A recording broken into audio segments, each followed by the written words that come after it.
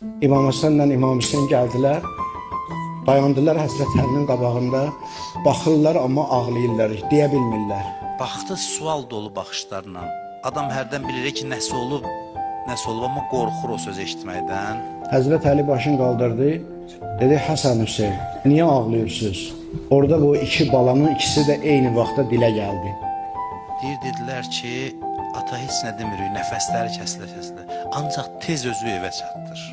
Peyğəmbər məscidinin minbəri ilə Əlinin evinin arasında məsafə nə qədərdir? Təsəvvür edin mənzərəni. Əli ayağı yalın küçəni qaçır evə tərəf. Həsənlə Hüseyn də dalıcan qaçır. Səlman deyir ki, Əli bu xəbəri eşidəndə balalarından durdu evə qaçmağa, evə qədər 3 dəfə yıxıldı durdu. Daxil oldu Fatimənin otağına. Əmmaməsini çıxartdı başından, atdı bir tərəfə. Dizi üstə oturdu Əli, Allahın aslanı. Fatimənin başını aldı dizinin üstünə. Fənada ya Zəhra. Başladı çağırmağa. Çağırdı ya Zəhra. Fələm tükəllimhu. Cavab gəlmədi. Əsma deyir ki, gördüm Əli əlin çəkdi xanım Zəhra. Qusul verməyi dayandırdı.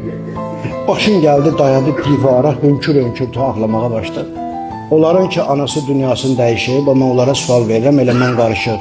Bizi qoydular ki, biz anamıza qusul verəndə yaxına gedək. Ya bizə dedilər ki, siz su gətirin.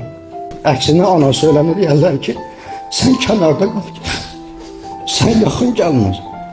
Amma burada İmam Həsənlə İmam Hüseyn su daşır.